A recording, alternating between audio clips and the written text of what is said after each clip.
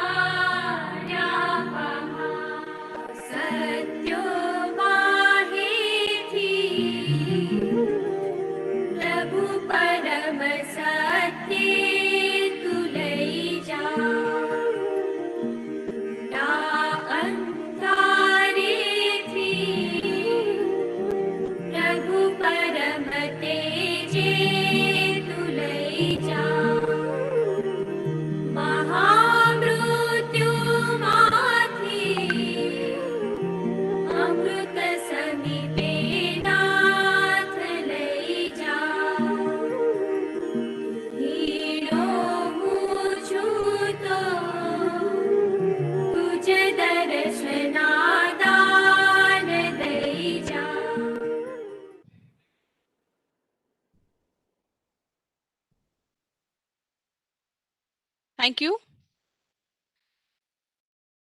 Dear participants, remote work has become a new normal and it's proved to be very productive also. Keeping in mind the current situation, I request all the participants to follow these netiquettes for smooth functioning of the conference. Please keep in mind the following points. Test your setup for audio, video, and PPT sharing before joining your session. Please keep your system mute to avoid unwanted sounds. Keep your hands off the keyboard to avoid unnecessary chatting. And keep your video on when presenting and question answer session. I should not say be appropriately dressed with clear background, turn off notifications, and keep your mobile either in silent mode or switch off. And stay seated and stay present. I assume we have this august gathering and these netiquettes will be taken care of. With this, I request Dr. Piyush Mehta to proceed further. Dr. Piyush Mehta. Thank you, Alpa Madam. A very good morning to one and all. I, Dr. Piyush Mehta, Head Faculty of Business and Commerce and convener of the International Conference, take great pleasure and privilege in welcoming His Divine Holiness Param Pujya Hari Prasad Swamiji, visionary of Atmiya Group of Institutions, His Divinity Param Pujya Tyagvallabh Swamiji, President Atmiya University Rajkot, Keynote Speaker Dr. Sushant Kumar Mishra, Dean, Research and Professor of OB and HR, IIM Indore, Keynote Speaker Dr. Jayant Sonwalkar, Vice Chancellor, MP Bhoj University Bhopal, Keynote Speaker Dr. A. Jagan Mohan Reddy, Professor and Area Chair HR, Symbiosis International Deemed University Hyderabad, Dr. Sheila Ramachandran, Pro-Chancellor, Atmiya University Rajkot, Dr. P. Santana Krishnan, Provost, Atmiya University Rajkot, Management of Sarvodaya Kelvani Samaj, all session chairs, all dignitaries, participants and attendees of this international conference on the theme Paradigm Shift in Economy Post 2020. The year 2020 has been greatly affected by COVID pandemic and has also severely affected the global economy. And this pandemic has also affected the financial market throughout the world. It has become clear that most economies in the world underestimated the risk of pandemic and were mostly reactive in their crisis response. The main purpose of this conference is to learn, share, and bring various issues, opportunities, and challenges of economy into one single platform. This conference is an excellent opportunity to connect, deliberate, and exchange ideas on future of economy with researchers, academicians, industry experts, professionals, students, so that we can work for the betterment of mankind.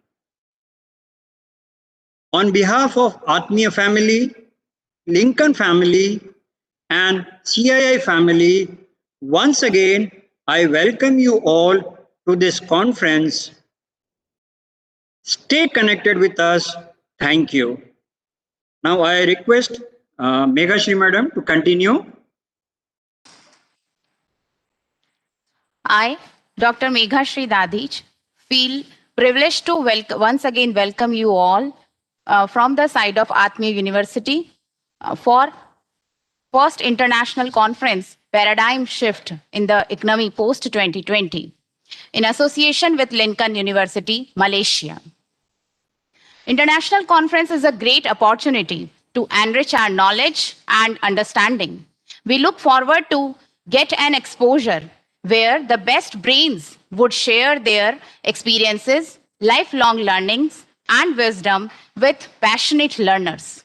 The international conference aims to bring together leading academic scientists, researchers, and research scholars to exchange and share their experiences and research results on all aspects of paradigm economics, science, business, and management. The whole Atmiya campus is vibrating and echoing with her prominence. We Atmiya family feel grateful for her visionary course of actions, determined and disciplined professional approach, courageous and generous nature. She is perfectionist with purposes of education, research, and development. Yes, she is the one and only Dr. Sheila Ramchandran, Pro-Chancellor of Atmiya University, Rajkot. She is also one of the directors of Neswin Foods, Coimbatore, for wheat milling with subsidiary from Ministry of Food Processing Industry. She has more than 40 years of rich experience in the field of education and higher academics. She has produced many doctorates, MPhils, and has also guided many master's level theses for 35 years of her active teaching tenure. I truly feel that words are very, very less when it comes to portray her because she is such an energetic, inspirational, and vibrant personality from whom we all have inspired us also. Now, with this regard, I would like to welcome Dr. Sheila Ramchandran. Over to you, ma'am. Am I audible? Yes, ma'am. Jai Swaminarayan. Yes, Respected Swaminarayan. dignitaries and keynote speakers of today's session, our partners from Lincoln University College, Malaysia, our most esteemed organizers, the panelists, the chairpersons, paper presenters, and of course the participants.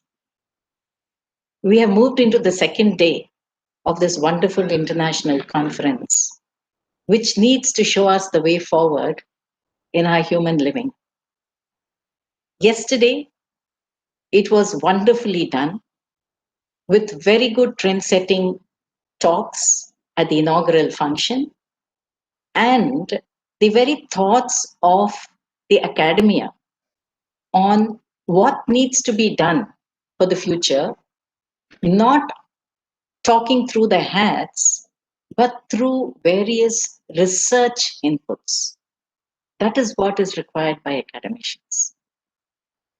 So I must congratulate the organizers for thinking of this very good topic jointly, both the organizers, and thinking about when we are at the fag end of 2020 and on the eve of emergence of 2021, what we need to do in future.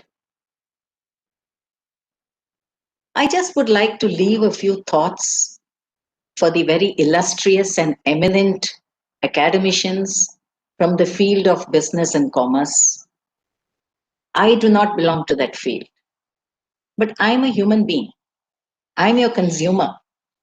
So I would like to talk from the perspective of being a human being and being a consumer, because whatever you deliberate upon needs to reach this particular bracket of customers. And because it is Atmiya University which is organizing this particular conference, I would like to talk about it in terms of the vision and mission of Atmiya University. We believe in transformative education. And here we have academicians who need to prepare the future generations who are going to make and implement policies and who are going to live in future. Therefore, it is this type of transformative education that we need to give our learners. We all belong to the previous generations. Every one of us, including the youngest participant here. But those students and learners who are on the campus and who will come into the campus in future are the ones who are going to be the future leaders. Therefore, in the context of the vision and mission of what Atmiya University stands for, we always believe in universal human values, which will give a global perspective. And in this, in the universal human values, that all our faculty members, all our students, and every stakeholder associated with us is getting inspired by these deliberations. We have 4 pillars, which starts with the individual, moves on to the family, and brings about fearlessness for every individual in the society, and leads to coexistential living with existence or the environment. Taking a key from this, it is understood that it is only this sort of a thought process which would give sustainability in whatever we may do, in whichever domain or field of study that we may have, and adoption. Therefore, friends, this universal human values is aligned with the SDGs, or the 17 Sustainable Development Goals of the United Nations and the partnering countries. And the most important SDG of these 17 is the 12th SDG, which talks about responsible consumption and production. Therefore, friends, you have chosen a very good topic by the Faculty of Business and Commerce, which is talking about production, managing production, and about consumption.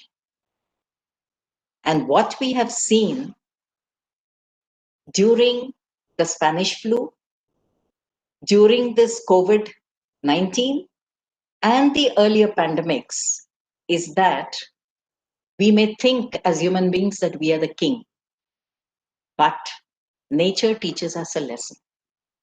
When we do not give that due respect to nature, and as an offshoot of this, we have landed up with the COVID-19 pandemic.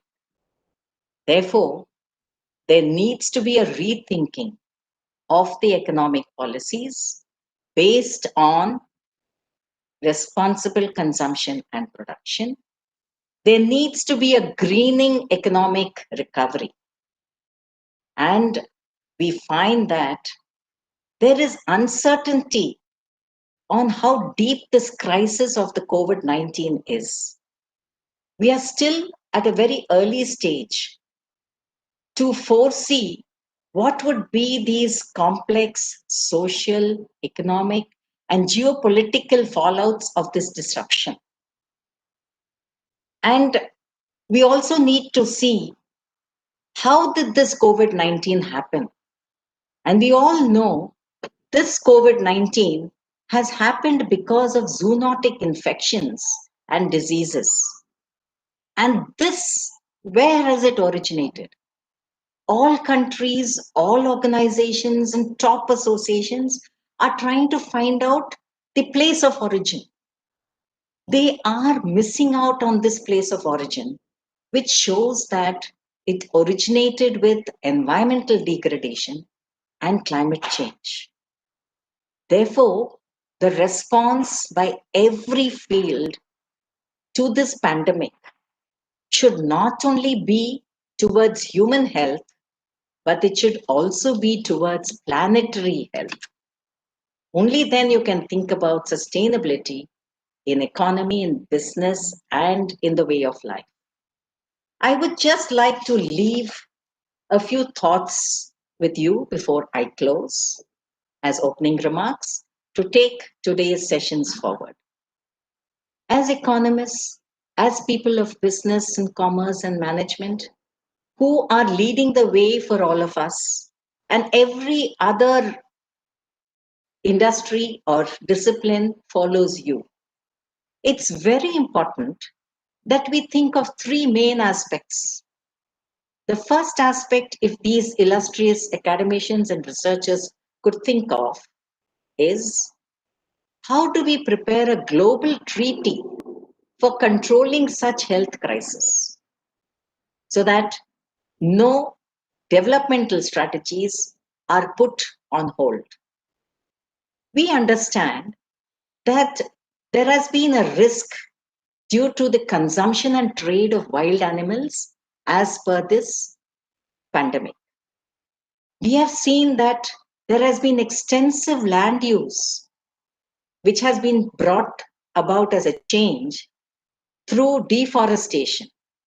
And the distance between the wild animals and us has reduced as a result of this, which has had its effect. And also that the human body has a decreased immunity because of all these, and we become vulnerable to the zoonosis. Therefore, a global treaty for controlling the type of consumption and deforestation is very, very important. The second aspect is rethinking economic models, which I'm sure all of you are doing. We have seen that the old model has been that we have ruthlessly exploited natural resources, then we generate waste, and then we think of policies for cleanup at a later stage. Why should we think of generation of waste and cleanup? Why not we have a policy where we have optimum and adequate use of natural resources just for our needs? Therefore, let us remove this unsustainable old model and research on developing a new model. Just a few thoughts that I would like to share with you. Whether we can think of a systematic change through integration of environment goals and targets, where we have our very good lead with the SDGs. Can we think of risks and resilience in strategic planning, budgeting, and fiscal and financial sectors? And how do we periodically measure, monitor, and report on natural assets? We're not looking at these as assets. And how do we identify course correction measures for all this? And how do we build strong institutional mechanisms which need to be in place? So this is my second thought on what academicians and researchers could take up and lead various policymakers on this. And my third and last thought is how do we develop nature-based solutions and infrastructure in a transdisciplinary manner with various other disciplines, and give these and include these and imbibe these into policies.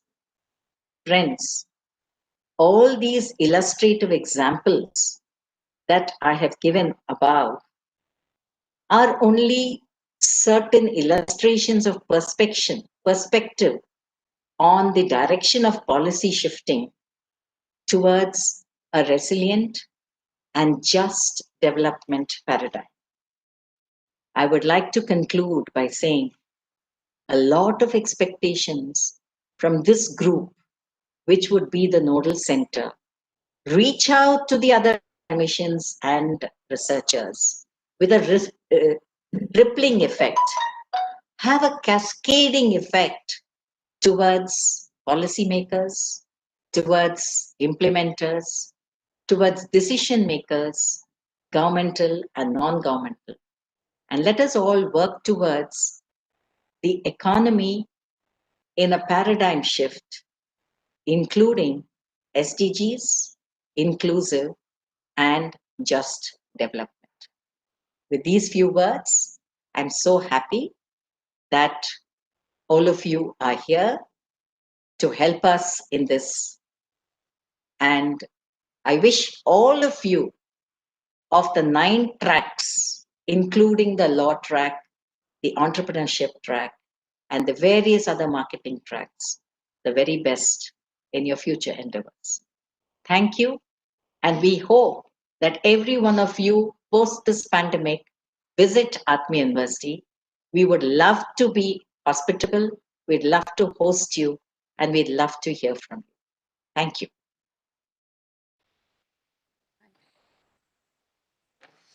Thank you so much, ma'am, for enlightening and revamping our disciplines for humanity more specifically under the shine of universal human.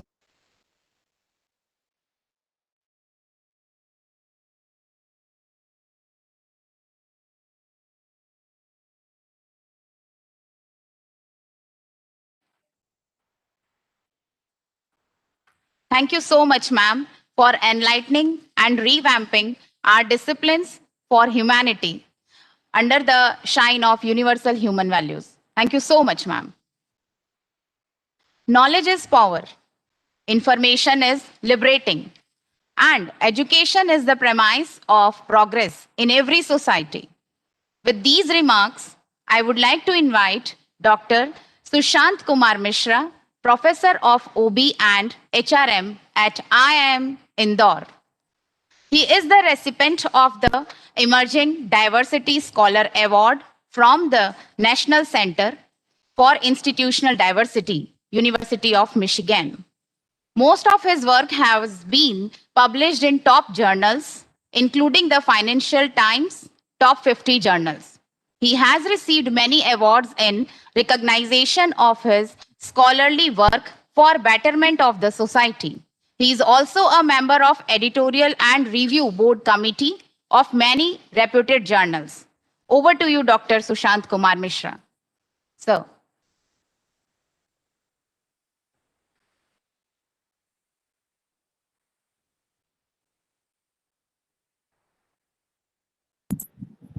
Sir, can you please unmute your mic? Sushant, sir. Okay, that's fine. Thank you for this brief introduction. Ma'am, can I request you to give me some access to share my PPT in case it's possible? Sure, sir. Just a minute. Yeah. So you are a presenter, so you can share the PPT. Okay.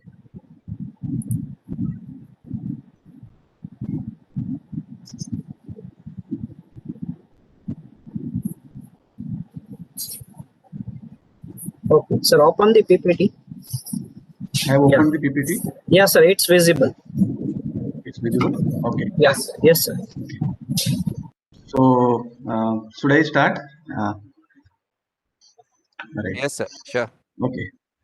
So before I start, my sincere gratitude to Atmiya University for giving me this opportunity to share my views with all of you. Also, I want to thank Professor Bisal for inviting me and Professor Pius, who has coordinated with me. And I understand, in spite of the busy schedule, he used to call me so that these things are on place. Also, not the least, my participants who are presenting their work in this great conference. And I believe that to leapfrog, this country need to do research. So today I have picked up this topic called why do we do research, right? We have many problems, many things are happening. Why we should do research? And I'll try to share something on this. And at the end of this, I have 10 to 15 minutes time, so we'll conclude within that time. And in case you have any questions, you can write to me or you can ask questions at the end of the presentation. No, I'll not tell anything about COVID because we understand all of us are passing through this pandemic. We have difficulties. The entire paradigm has shifted. So we are trying to handle that in multiple ways. Nobody knew that a conference will be in a virtual mode, but we are doing that. That is one side of the story. The second side of the story is we talk about the context of India, right? I'll take you back to maybe 200, 300 years, and then we'll try to see what happened to this country, to this great country, what is happening now, and what is the future. And if we envisage the future, what as academicians we can do. And that will be my presentation. So I'll start with my first slide.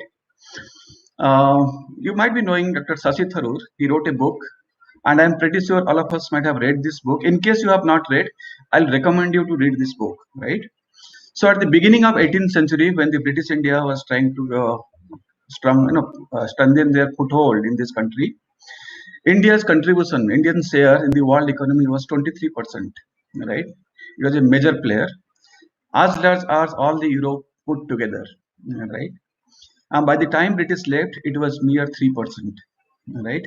And Britain's rise was at the cost of our fall, right? They, as it is written, they looted our country, They took all our wealth, all our prosperity along with that, and we as Indians we struggled, right?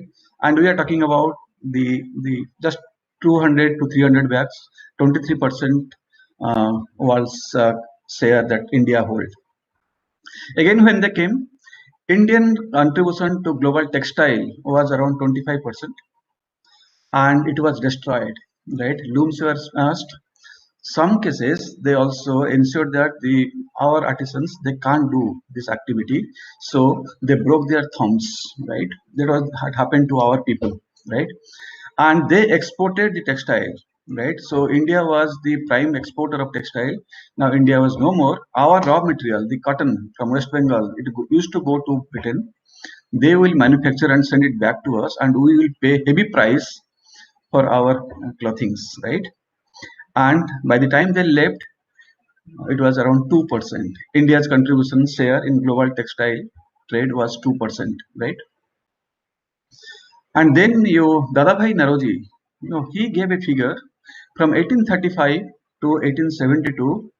India had exported around 1300, 130 lakh euros, dollar, pounds worth of good to British each year, right? That was the money that India exported, and it was not reciprocated in the equal manner, right?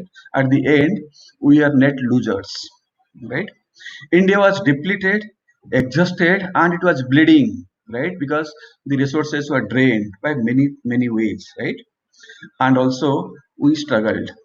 We, the prosperous India, we are no more. Prosperity was gone, right? That was the context, and in this context, the education system, right? The literacy rate was 16%. Now it is around 74%, and female literacy was 8%. Now it is around 65%, right? Just within 70 years, 74 years we completed. We could regain some of that, right? Long way to go, but we are gaining. We are regaining very fast, and it was destroyed, right? Only 7% of the boys and 1% of the girls received schooling, right? That was the condition. And we are talking about the country where Nalanda University was there. It was hosting 2,000 faculties, more than 10,000 scholars from the globe, right? Oxford and all those big universities were nowhere in comparison to Nalanda. We are talking about that country, right? And the education was destroyed. Our people were not given this basic access to schools, right? 1% of the girls, right, received schooling. That was the condition, right? And if I may talk about the management education that time, it also evolved from commerce, discipline of commerce, right? Commercial School of Pachiyappa Charities. It was established in Chennai, now Madras, now Chennai, in 1886, right? Mainly commerce, and the British government was encouraging because they wanted people who will do this clerical job, right? So commerce classes focused on accounting, secretarial practices, and business communication at the Presidency College, Calcutta. It was started. Then, before independence, this Sydenham and also this Sidham College of Commerce, they were started primarily to meet the requirements of British government, right? And then 1947, we got our independence. Long cherished, lot of struggle, lot of fight, and we got our independence, right? 1947, and within these 74 years, what we have done, right? In the management field, after independence, the ASCI, Administrative Staff College of India at Hyderabad, it was started. 1961, IIM Calcutta was started, followed by IIM Ahmedabad. You imagine the condition that time. India just got independence. We need talented people. We need managers. So the focus of these management schools was to how can I do to disseminate knowledge, to train them, to enhance their basic skills, right?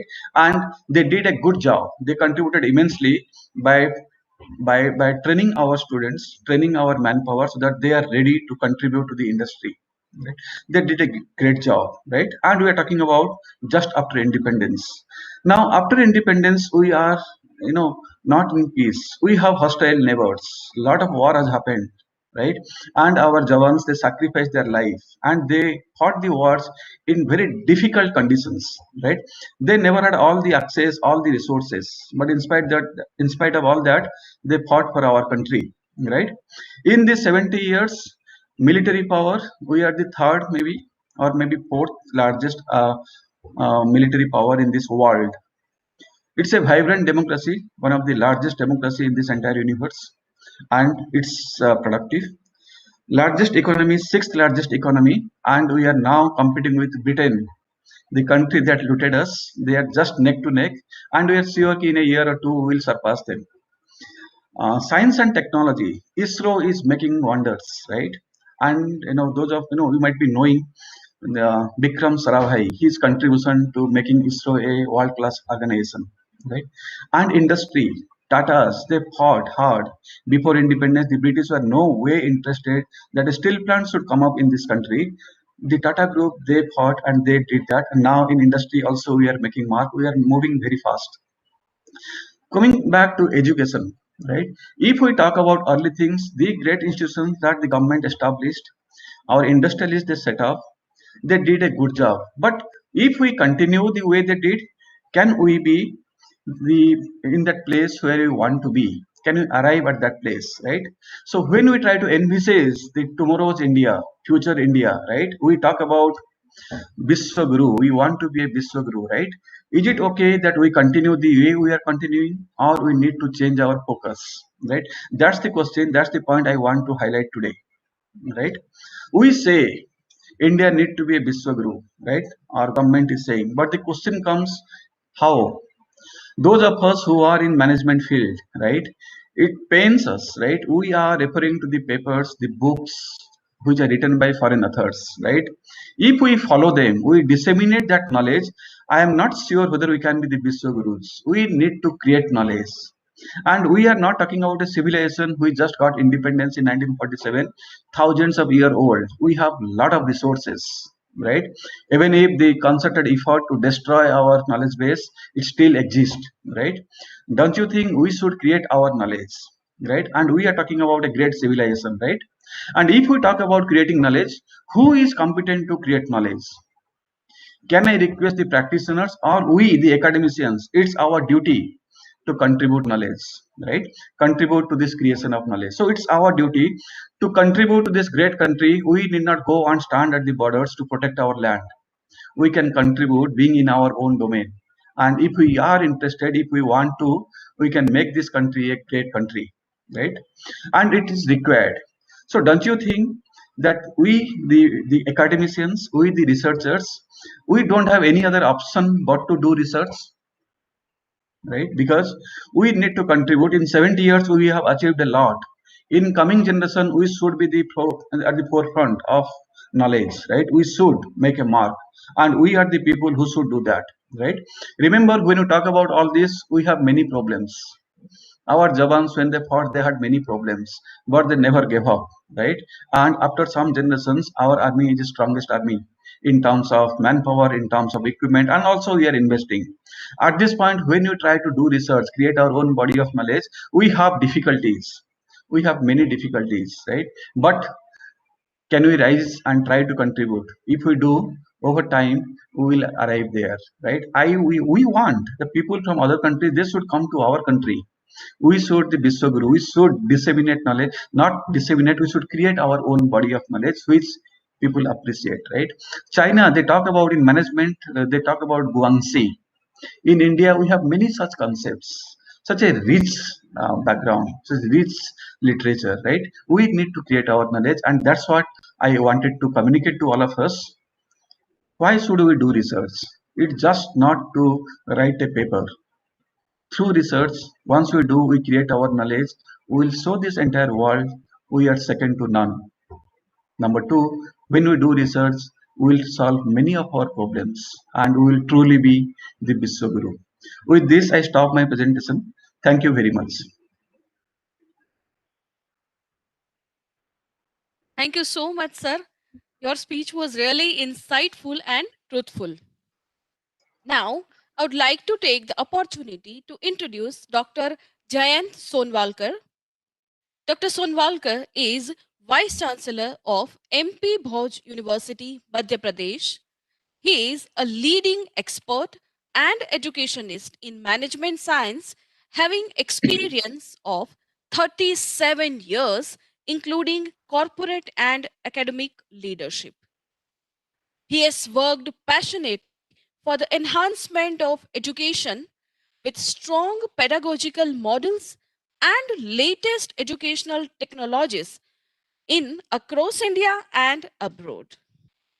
His expertise is expanded beyond teaching and includes video conferencing, online teaching, use of technology for reaching out to masses, and in consulting, creating, launching, and marketing service and products, taking organizations from regional level to national and international level. Dr. Sonwalkar is a book editor, reviewer, and author of a number of case studies and more than 100 national papers. He has also contributed in the growth of universities as well as participated in other university activities, including Devi Ahalya University. Dr. Sonwalkar is a member of various government boards and organizer of international conference. With this, I request Dr. Sonwalkar to say a few words. Dr. Jayant Sonwalkar.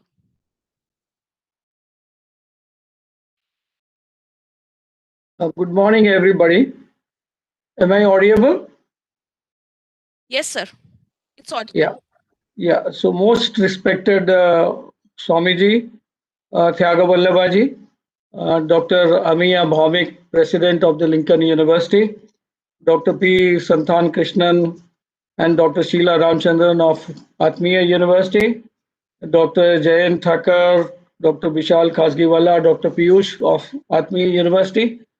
At the onset and before I begin my not presentation exactly, the talk, small talk, let me first thank the organizers of Atmi University and Lincoln University both in a direction which my predecessor, my previous speaker, Dr. Sanjay Mishra from IIM Indore was speaking about, that can we not become a global education guru? So, in this direction, this effort of organizing a joint conference between India and Malaysia will go a long way. This is a good small beginning. And with this kind of beginning, we should hold not only this kind of conferences in more numbers, we should have collaborations with all the possible countries in the world.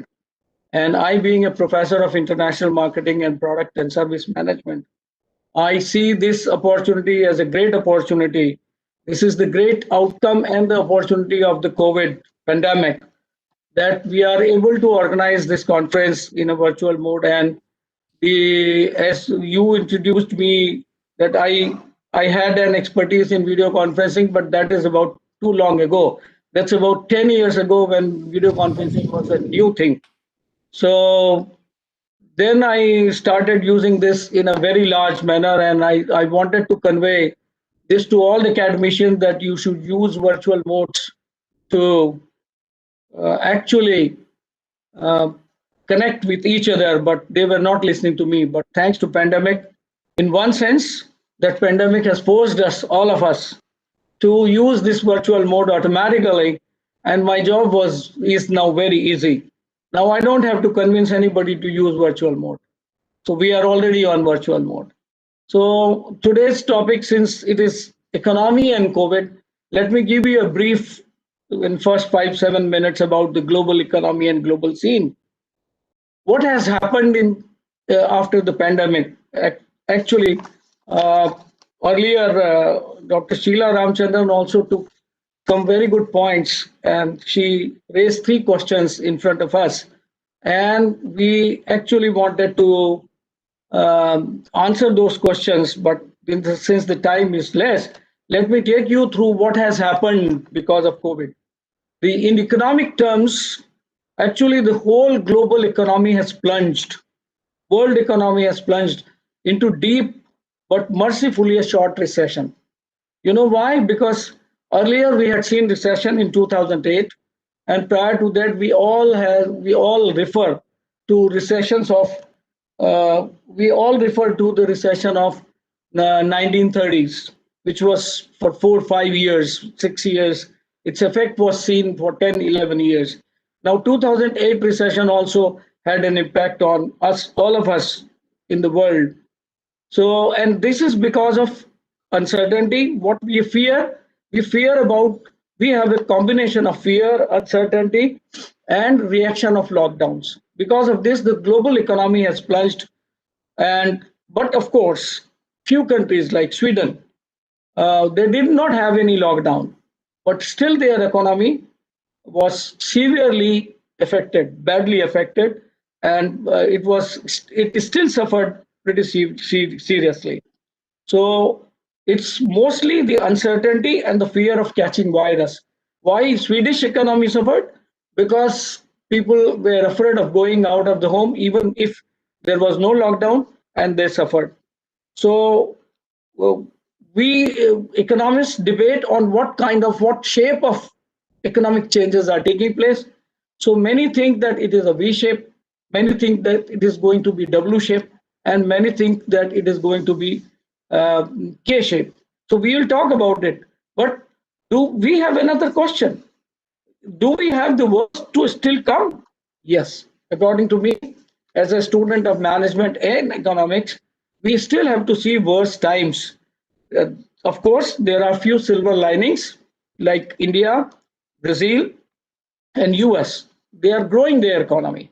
We had initially plunged our economy by 28%, but now the V shape, since Indian economy, the shape of Indian economy and recovery was V shape, so we immediately recovered that, and we are recovering very fast. So in parts, healthcare systems has mostly very badly suffered. So which regions of the world were the hardest hit? The hardest hit regions, of course, except one country, China, because China had already prepared about this, and many people blame China for taking this virus to the to the world. But China was not suffered. Only one quarter, the Chinese economy suffered negative growth, and in the next quarter, after June, it immediately came up, and its economy is positive. So China's economy went only 4% negative, and it came up quickly, very well. So, and other countries which were also least suffered were South Korea and Taiwan. But in terms of worst hit countries through pandemic, were Brazil, US, Italy, Belgium, Spain, and India. But about India, the only good silver lining is the death rate of India was very less. In Spain and Belgium, the death rate was highest, and in America also, the death rate was very high. So, and especially if you talk about a country like Japan, which is also one of the less affected countries of the pandemic, there were only 3,700 deaths in Japan. But one of the most other striking feature about Japan is there were more number of suicides in the pandemic in Japan than the deaths caused by viruses. So we are coming out of it very slowly. And what will be the growth rate in the next few years? So the technical economic term for this is bouncing back. So we are bouncing back technically, and U.S. economy, which was down by 32%, and Indian economy, which was down by 37%, has come up in the next quarter very well, and the growth rate of US economy and US economy has recovered 30%, and Indian economy also is recovering very fast. So, but the growth rate of India, which is expected to be 6.5% to 7% before 2019, now is going to be around average 4.5%. So this is going to be the optimistic picture of the globe, and global recovery is going to be, of course, depending on so many factors.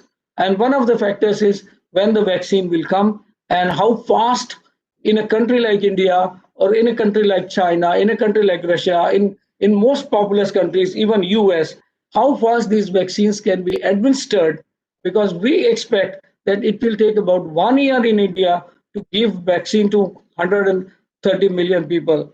If this is the time we require, then whole economy will be suffered very badly. So out of BRIC countries, the growth rate of China, India, Brazil, and Russia, India was hardest hit. So, but we will still not be so badly affected, and we'll be in a position to recover very fast. So, could we tell that which sectors were affected very badly? So, we all know the sectors where more people are required. That is people-oriented sector: construction industry, uh, tourism industry, airline industry, and hotel industry, all were very badly suffered. The total airline industry, the traffic is now only 20% of what it used to be in 2019 before pandemic. So if you compare that by the figures of 2019 December, the amount of traffic has plunged down to or reduced to only 20%. The hotel occupancy is only merely 10% these days all around the world. I'm not talking about India. So in the first, only the businesses which grew out of pandemic are online businesses or the virtual businesses. So the people who were having a large supply chain with them, like Amazon and others, Flipkart and others, they have grown very well, and the e-payments have grown very well, and even small players in India. I'm coming to India. I'm first taking a global view, and then I'm coming to India. So, are there any surprises? Yes, there are some surprises out of pandemic also. The housing sector has surprisingly grown very well in the pandemic period, and not only in India, the housing sector has grown all around the world. Even in USA, people have shifted from large cities like New York. They have shifted to cities like Boston. Although Boston is also not a small town, but then they wanted to go from very big metropolitan cities to a smaller town. Like we have also seen 10 million people in India, workers, have shifted from metropolitan cities to their households in the rural areas in India. And this is not a reversible trend in the next 10 to 3 years. And the people are going to be there in India for a longer time. So, where is the struggle? Most of the struggle is going to be in Latin America, Africa, and Asia. So these countries are going to be the worst hit for the pandemic, because our topic was the economic impact of COVID. So after COVID, we do not know, because COVID is not yet over. We only see some silver linings in the form of, we get the news that by January, Pfizer is going to launch a vaccine. And we also see that many vaccines, in 4 Indian vaccines, are going to be launched between March and July 21. So if these are the time of arrival of vaccine, Indian vaccines or vaccines in India, then of course the next 6 months we are going to be only using all our country resources for administering vaccine or taking the vaccine to the global level. But what lessons we got in India? So let's talk about India. What has been the impact in India of the COVID? So, but we had the largest lockdown of the world in terms of numbers. 130 million people were locked down from 24 March to March 31st in India. And of course, unlike Italy, Thailand, where lockdown had impacted in the less spread of virus, India could not have that impact, because even after lockdown, the spread of virus was not controlled in India for a very large time. And we saw the virus spread after June, also spreading till November. Only in this November, October, November, it stopped coming up. The growth rate stopped coming up. It was lessened. And then, of course, it grew further. So that's what economists are referring to, W kind of W shape of economic growth. It will grow, it will come down, it will grow, it will come down, it will grow again. Then that depends on the third wave of pandemic, because we already have seen the second wave of pandemic.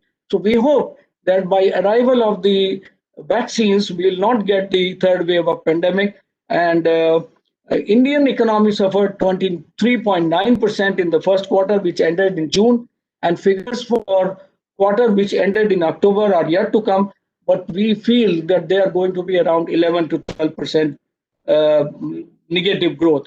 But GDP is going to grow again in a bigger manner, and we will get US economy has plunged 9.1%, and Italy economy plunged 17.1%, but Indian economy suffered 23.9%. But we will feel that the Indian economy will come up very fast, and it already has registered a 16% growth in these last 4 to 5 months. So, except agriculture, all other major sectors in India were badly hit. Significantly labor intensive such sectors, as I already told you, real estate, retail trade, transport, manufacturing, and construction, contracted in the quarter and this quarter also.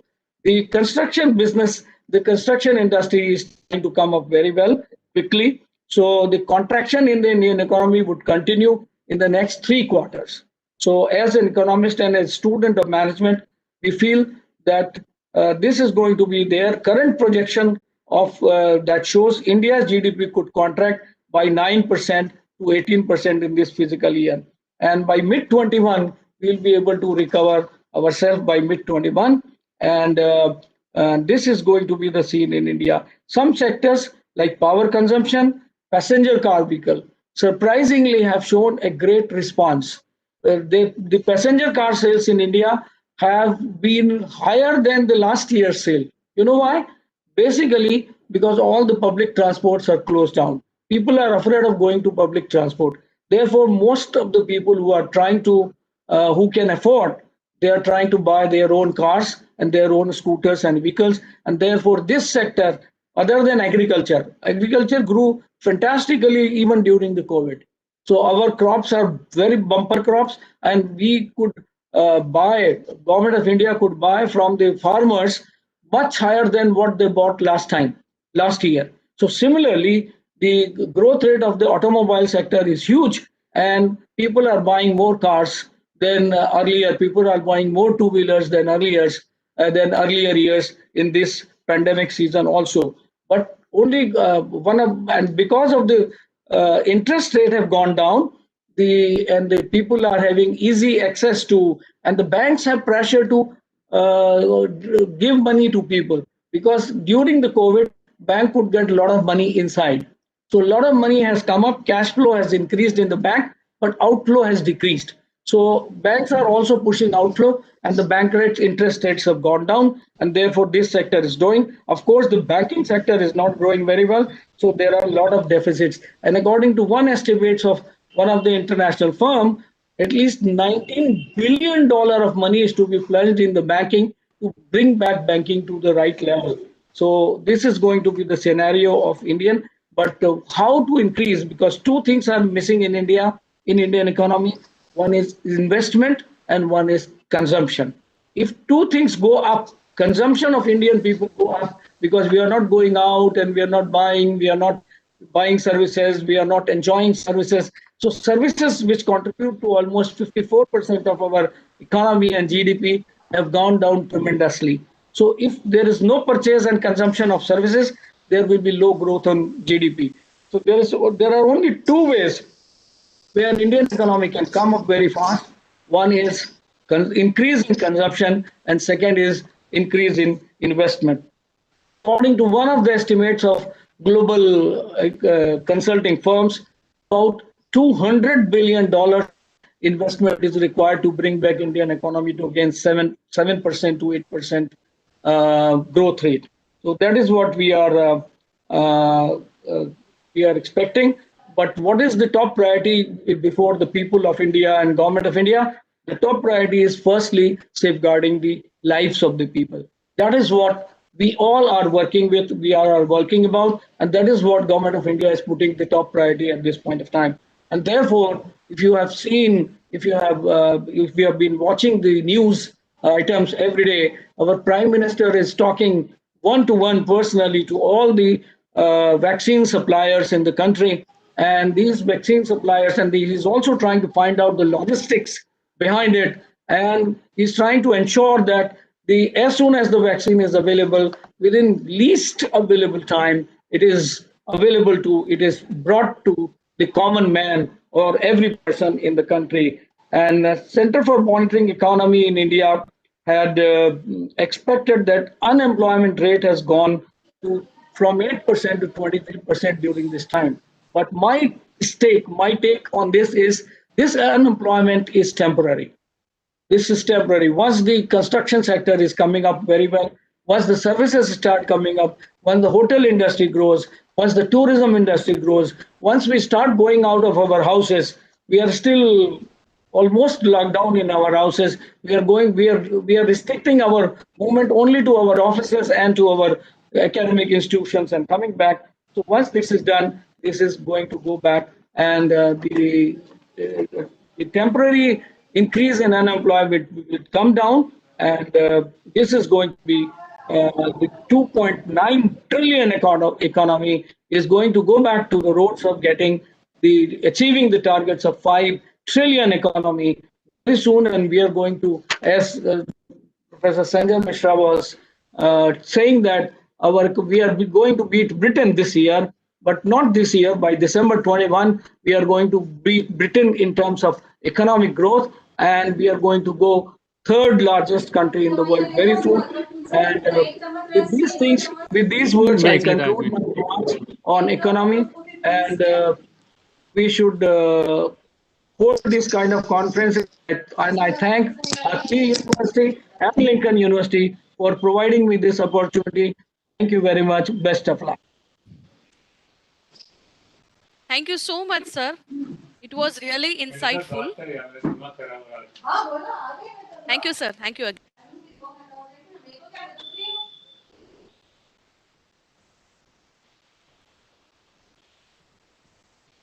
Now, let me introduce Dr. A. Jagan Mohan Reddy, who is a working professor and area chair at Symbiosis Institute of Business Management, Hyderabad.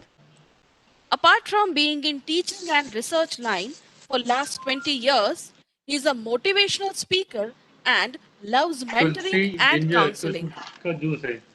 He has guided PhD students and written more than 200 articles.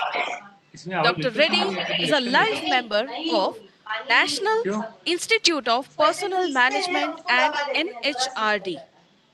Dr. Reddy has been awarded as Best Professor in HRM, MTC Global Knowledge Sharing Award, Best Teacher Award, and ERP Best Impact Study Award in various events. With this introduction, I am pleased to welcome Dr. Reddy to deliver a few words. Dr. Jagan Mohan Reddy.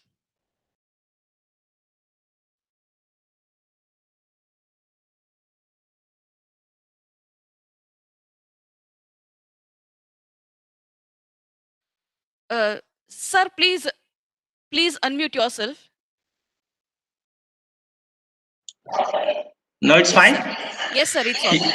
Jai Swaminarayan, His Divinity Tyagvallabh Swamiji, President Atmiya University, Dr. Shira Ramchandran Ma'am, Pro Chancellor, Dr. Atmiya Bhaumik, President Lincoln University, and my brother and friend Dr. Piyush Mehta, courtesy whom I am with this August University, Atmiya University. First of all, I would like to congratulate the management of Atmiya University and the team for choosing, such a contemporary, relevant topic, paradigm shift in the economy post COVID-19 year.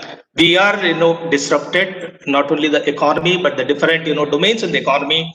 But as Dr. Mehta desired, I would like to, share some of the challenges which the organizations in general and HR in particular are facing.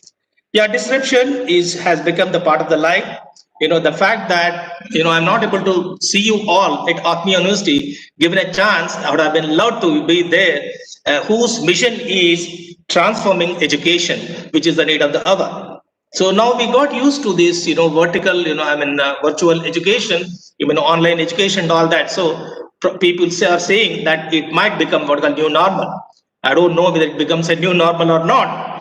But companies like Google, Microsoft, they have already mentally prepared for this virtual mode, and some companies are saying that 50% of their staff will continue to work from home. Twitter said forever and all that. So in this background, where the pandemic is about the reality which was most unexpected, uncalled for, what are the challenges? I have identified the few challenges. The first and foremost is what we call employee experience. When you look around, we find that most of the employees, they were able to live with uncertainty, committed, themselves, wholeheartedly, and have been, performing to their, best of their ability. As we see that part of the what we call uncertainty is unknown or vague, but a major portion of, uncertainty is known or that can be what we call handled. Before this pandemic situation, as a student of economics and as a HR faculty, I used to tell my students, my young friends, okay, you started with IQ, intelligent quotient. From IQ, you went to EQ. From EQ, with, Atmiya, universities like Atmiya around, we started talking about spiritual quotient. But then I used to caution them that they need to develop what is called adversity quotient, for which once again they have to depend on what we call information quotient. So this need, there's an urgent need for the organizations in general and the HR in particular to develop that uncertainty, ability. Like we talk about capability and competency, this is the sort of competency we need to develop in our employees. Second is tough empathy. Normally as a human being, we always, take what an empathetic view. But today is a situation, where, people are talking about this becoming a new normal and all that. Can we train them to be agile, resilient? And Dr. Sheila Ramchandran Madam was talking about sustainability.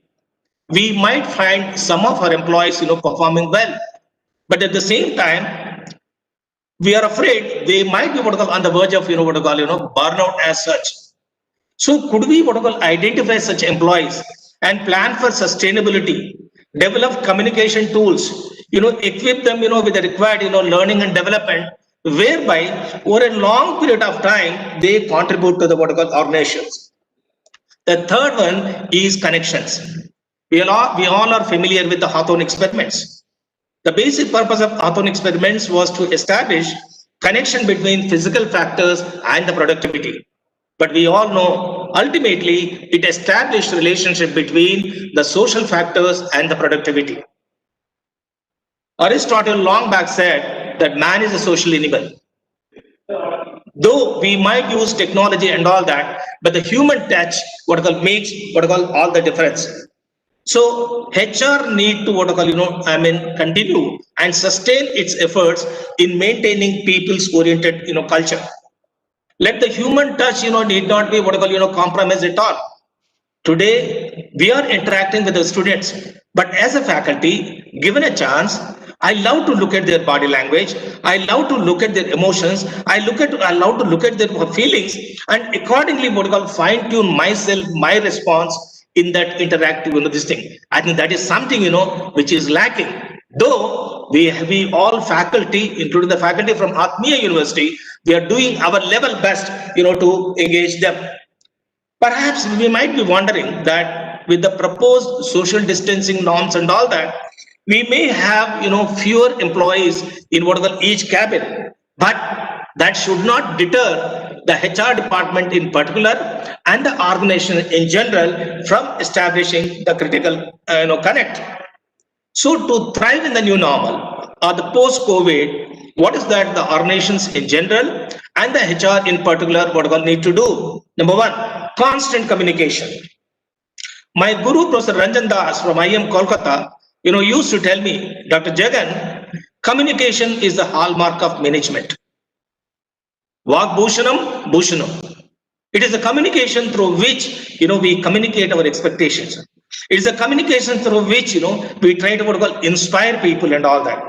So the need of the hour is not only to set the expectations, be the students, be the workers, be the employees, be the anyone. In good old days or till recently, most of the managers, they used to focus on setting expectations and go back to what we call evaluation. But in a pandemic situation, like this, for instance, let me quote you what we call two different examples. You have a star performer who's doing extremely well, who used to do extremely well before. Then you have another star performer, he become what we call an average performer. Now, going by your standard performance management process, probably you will appreciate the first one who continues to be a star performer and reprimand what we call the second one. But if you dug deep, you'll find that the first person might be on the verge of what we call burnout.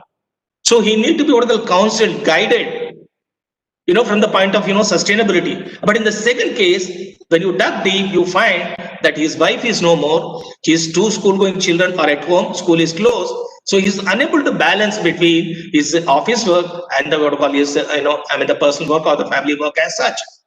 So organizations need to take a holistic view, a humanistic view, and how best they could equip their students, that's why their employees.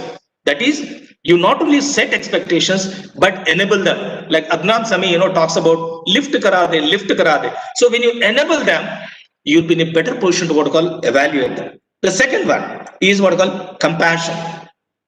People talk about empathy. Even I also used to talk about empathy, but empathy means only you're trying to understand the pain. But the need of the empathy, the hour, is to go beyond empathy. That's what compassion. Look at Narayana sir, who used to be a great fan of socialism and communism, who now talks about compassionate capitalism, conscious capitalism. We need more universities like what we call Atmiya University, to produce the students with a different outlook, with a holistic outlook. They not only become entrepreneurs, but they become social entrepreneurs, bent upon solving the problems of the society and at the same time adding to the GDP. So when we are talking about compassionate, do we have that people's development, upgrading their skills, learn, unlearn, and relearn. With the what we call post-COVID, that's the skills which we used to be relevant in the past may become what we call irrelevant. The rate of obsolescence is quite high. I keep telling my students, obsolete technology is dangerous, but obsolete human resources is disastrous. So as an organization, are we committed to develop the skills of the people? And the third one is connection, the human connection, the employee well-being. I'm sorry to say that most of the organization, they used to focus on physical well-being, but well-being has what we call two sides of the coin. One is what we call physical well-being, and the second one is called mental well-being. My experience in the last 40 years shown that many employees, many people, might be averse to share about their mental well-being. So can we put in the robust systems and procedures in support in place, some sort of support mechanism whereby we take care of not only physical well-being but also well-being. It is said a sound mind in what we call sound body. So can we develop that kind of culture, a holistic culture where employee feels that I am part of the what we call big picture. So what the future holds looks like, for me, remote working is going to be an integral part. It may not replace the traditional one. Maybe you have a blended one, 30-70, 60-40. I don't wish to go into the details. Second one, though work from home will become a reality, it has to be completely, constantly what we call upgraded, and excessive emphasis on learning development. The people have to be future ready. And third, when it comes to the employees, the critical capabilities like trust, empathy, agility, growth mindset. When we talk about mindset, we talk about fixed mindset and the growth mindset. Now, of course, Atmiya University, University of Atmiya must be doing their bit. But the need of the hour is to develop growth mindset in our millennials. Let them not, feel limited, restrained by their what I call existing talents. Impossible. The word itself says, I am possible. Can we develop, that kind of, culture where, like, people like, what I call Abraham Lincoln, who had that never say die attitude. Let, our students, keep on trying. When one window is, being closed, it doesn't mean maybe another door is being opened. So in this regard, organizations need to make long-term adjustments to enable the employees to give their best, and most importantly, they need to work on what is called psychological safety. In the beginning, I said, despite this pandemic situation, the tough situation, many of the employees whom I know, they were giving their best. But let me caution you all that this so-called enthusiasm might peter out because people are worried about job security. So could we work on this psychological safety whereby the employees are assured my honor? When the employee has an assurance from the organization that it is there to take care, I'm sure they will do best. This has been proved beyond doubt in Gallup survey, where they said outstanding performance of the organization depends on outstanding performance of the people, and outstanding performance of the people depends on, in turn, on how strong and the vibrant work environment wherein the holistic managers which universities like Atmiya produce will play a greater role. We will not be able to go back to what I call pre-COVID days. So let us live with that reality. Earlier, we were talking about inside out. You take care of your employees and they take care of the customers. But today, people like Dave Ulrich, they were talking about outside in. That means creating what I call, customer experience, then working what I call backwards. In other words, investments in HR should not only create, value for the customers, but it has to, create value to the stakeholders. Let us for a moment go back to the purpose of the business when none other than the father of modern management, Peter Drucker, he said, the purpose of the business is to find a customer or say profit. But down the line, we said no, triple bottom line, people, profit, planet. But see how the wisdom, what I call is, percolating down. At the recent business round table, the top, companies, they resolved that today the purpose of the business is multiple stakeholders. Your employees, your customers, your shareholders, your vendors, and the community at large. We might not have forgotten the experience of Ratan Tata sir, when he wanted to set up the nano factory in West Bengal.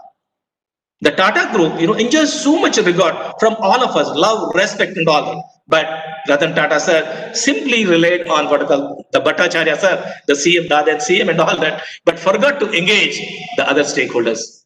On the other hand, look at what I call Jindal, simultaneously at the same time. I don't wish to say anything more about Jindals, but the way they successfully they implemented their what I call steel factory. And when we talk about this uncertainty, when we talk about this frustration, unable to find a way out, I would like to remind one gentleman. His name is chemist Ben Feringa, who got Nobel Prize in 2016. What a beautiful quote he said: get resilient at handling frustration that comes with uncertainty. We all of us, what I call, go to the ECG machine, you call it. If you get the what I call ECG graph as a constant, you're dead. Jai Swaminarayan, the Almighty has thrown us this pandemic challenge at us because we, the creations of Him, He knows that we are agile, we are resilient. The fact that Atmiya University joined hands with none other than Lincoln University College to hold a conference on such a contemporary topic, I am not only hopeful, nay confident that when we all stop competing with each other, when we all stop competing with each other and start working with, collaborating with each other, there will be celebration. And here we have the, what I call, before us, Atmiya joining hands with, what I call Lincoln University. Jai Swaminarayan. Thank you so much, sir. You have focused on holistic living, and I would love to inform you that here we have a practice called universal human values, where we are teaching human values. We have started teaching human values, and we are focusing on all these qualitative aspects. So we are really happy to know that you are also of the same line.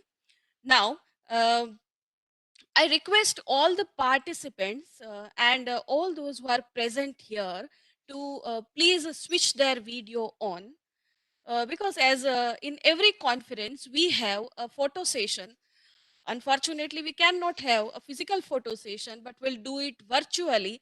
So please switch your video on for 5 minutes. Please keep it on for 5 minutes. And please keep it on till you are instructed.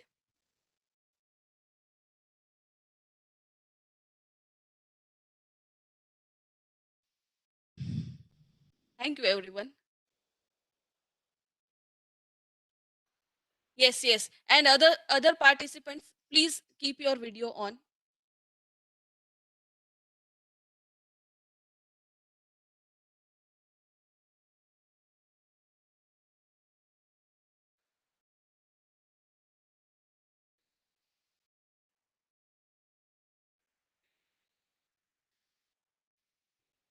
It was really a good effort from many participants into these many disciplines, and many of the participants have really presented very nice papers, very good research papers, and it keeps us motivated.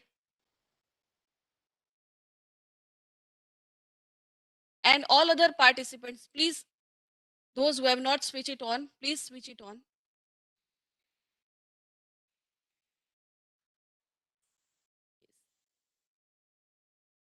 Charmi Parekh, Beena Brahman, Deepa Chandwani, Devika Purohit, please keep your video on.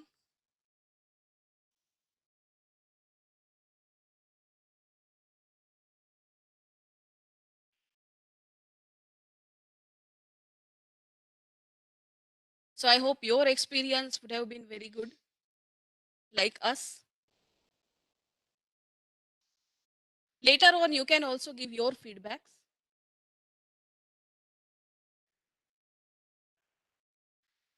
Thank you so much. And now I'm handing over the session to Dr. Amit Rajdev for further processing. Thank you, everyone. Hello, am I audible? Yes, sir. Please Okay. carry on. Thank you, Alpa madam. Now I would like to propose vote of thanks.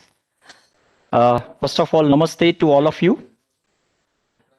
Somebody has rightly said that it is not happiness that brings us gratitude, but it's gratitude that brings us happiness. So with this, I would like to first thank His Divine Holiness, Sri Hari Prasad Swamiji Maharaj, our inspirer, and His Divinity Param Pujya Tyag Vallabh Swamiji, Chief Patron and President, Atmiya University, for providing guidance and blessings to all of us. Thank you, Guruji, for your blessings. I express my sincere gratitude to Dr. Atmiya Bhaumik, President, Lincoln University College, Malaysia, and Mr. Jayesh Parekh from Confederation of Indian Industries, CII, for collaborating with Atmiya University for this first international conference on Paradigm Shift in Economy 2020.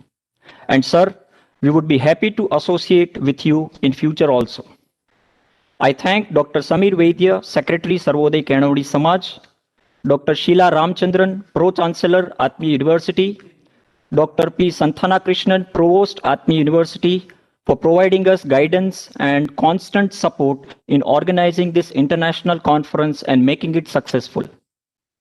I also thank Dr. Hitesh Shukla, Professor, Department of Management, Saurashtra University, for mentoring us in this conference. I thank Dr. M.P. Singh, Registrar, Atmiya University, and Dr. Ashish Kothari, Deputy Registrar, Atmiya University, for their constant support. Ashish sir, thank you for helping us in creating this virtual background for international conference. I thank head conveners and convener of this international conference, Dr. Vishal Khasgiwala, Dean, FOBC, Atmiya University, Dr. Sandeep Podar, Senior Research Director, Lincoln University College, Malaysia, and Dr. Piyush Mehta, Head Department of Commerce, FOBC, Atmiya University, for planning this international conference and making it successful. Thank you, Vishal sir and Piyush sir, for this initiative and for providing us constant support and guidance. I also thank Dr. Meghasri Dadich, in charge head Department of Management, FOBC, Atmiya University, for providing us support in this conference.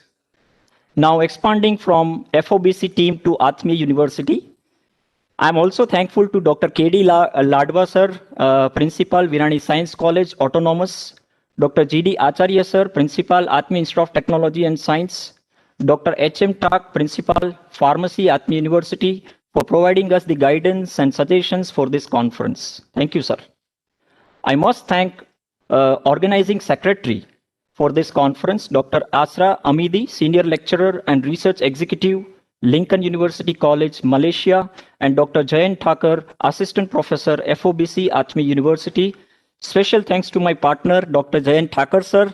It is for attending all phone calls without looking at time and resolving the queries of participants. I thank Dr. Sheetal Tak, Librarian, Atmiya University, Mr. Hiren Kavathia, Dr. Hetal Thakur, Dr. Stavan Patel, Dr. Om Teraya sir, for supporting us in this conference. Now coming to today's keynote address, I thank Professor Sushant Kumar Misra, Dean, Research and Professor of OB HRM, IIM Indore, Dr. Jayant Sonwalkar sir, Vice Chancellor, AP, MP Bhuj University, Bhopal, Dr. A. Jaganmohan Reddy sir, Professor, Area Chair, HR Symbiosis International, Deemed University, for sharing their valuable time and knowledge with us. I also thank our anchoring team, Dr. Meghasri Dadich, Ms. Ishita Mehta, Dr. Alpa Joshi madam, and Ms. Sapna Devani madam. Thank you. I express my sincere gratitude to all our reviewers, moderators, coordinators of Faculty of Business and Commerce for reviewing all full papers and coordinating all 10 tracks successfully. I thank all session chairs for evaluating full research papers and presentation in different tracks. My special thanks to team of Lekhan Ek Khoj student contest. So I thank Sapna Madam, Jaygiri Goswami Sir, Keyur Popat Sir for organizing and executing students contest for best project and making it successful. Now coming to the backbone of our international conference, that is our technical team.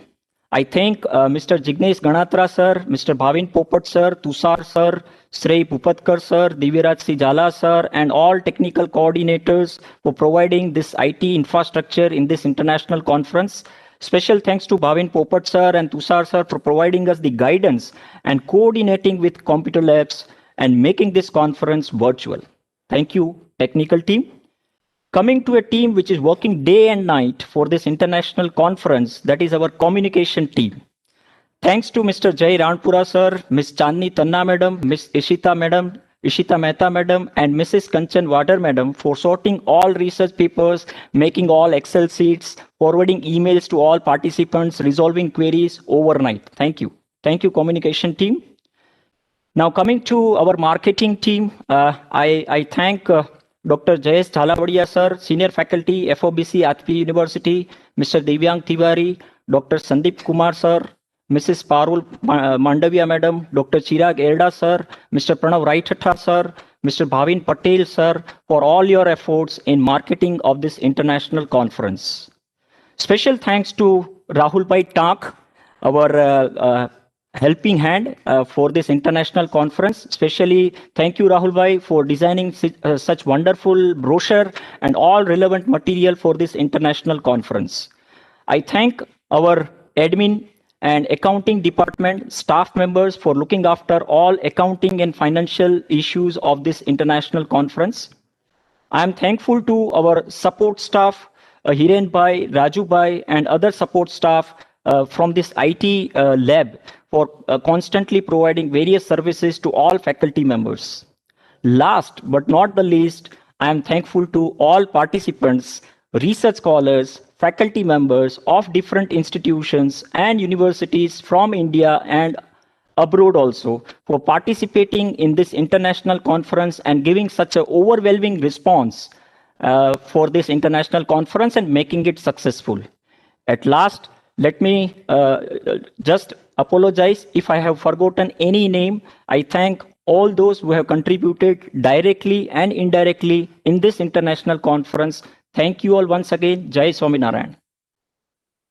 Now, proceeding further, I would like to go for important announcements regarding further tracks.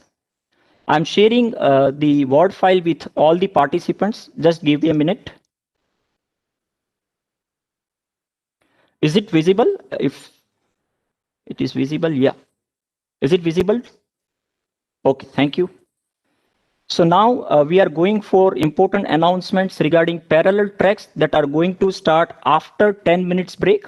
So after completion of this inaugural session, there will be a break of 10 minutes. And then after, all participants are requested to join parallel tracks simultaneously. So we have today, like yesterday, we have parallel tracks. First track is finance and accounting track. In this track, Dr. Pranam Dhar is a session chair, associate professor, head, Department of Commerce and Management, West Bengal State University, Kolkata, West Bengal. And I would be moderating this session. Along with me for technical assistance, Mr. Tushar Ranparia sir is available. Similarly, we have General Commerce and Management track in which Dr. R. Nandagopal, Director of Xavier Institute of Management, Kochi, Kerala, he would be the session chair. Along with that, Dr. Sandeep Kumar sir would be moderating this session, and Mr. Keyur Popat sir would be available for technical assistance. We have education track in which Dr. Parvinder Hanspal, Director, Maths School of Education, Maths University, Raipur, Chhattisgarh, India, is there. She is a session chair, and it would be moderated by Dr. Jayant Thakur sir. Mr. Mehul Chaniala sir would be available for technical assistance. Medicine, Pharmacy, Science and General Science track would be available. For that, Dr. Kevin C. Garala, Associate Professor, Atmiya Institute of Pharmacy, Atmiya University would be available as session chair. It would be moderated by Dr. Jayesh Chalavadia sir. Along with him, Mr. Shrey Bhupatkar sir would be available for technical assistance. The next is Law, Arts and Humanities. Dr. Sri Vidya Raghavan, Professor of Law, Texas A&M School of Law, Fort Worth, would be the session chair. It would be coordinated by Mr. Divyang Tiwari along with Mr. Divyaraj C. Jhala sir for technical assistance. The participants need to complete their presentations in 6 minutes along with question answer session. Extra 2 minutes will be provided for question and answer session. For best paper, the session chair will judge your content and presentation, and the result will be declared on 15th December 2020. For any technical assistance, you can contact our technical coordinators of respective tracks provided in detailed schedule. Contact numbers are also available. For that, you can approach our technical coordinators. With this, we end up this announcement. And yes, sir, I would like to speak for 1 minute. Yes, sir. Please, sir. Okay. Now, I am here on behalf of my whole team. I especially thank Dr. Vishal Khaskiwala, who is not well due to COVID, and my organizing secretaries, and head dean from Malaysia, and secretary from Malaysia, and my whole FOBC team for such excellent support to me. Thank you. That's all, sir. Now, am I audible? Yes, sir. Okay. So now yeah. You can proceed, sir. Yes, sir. Shall we announce for 10 minutes break, sir? Yeah. Okay. So after 10 minutes, we will be continuing with different tracks. Thank you all for joining in this inauguration session. Thank you.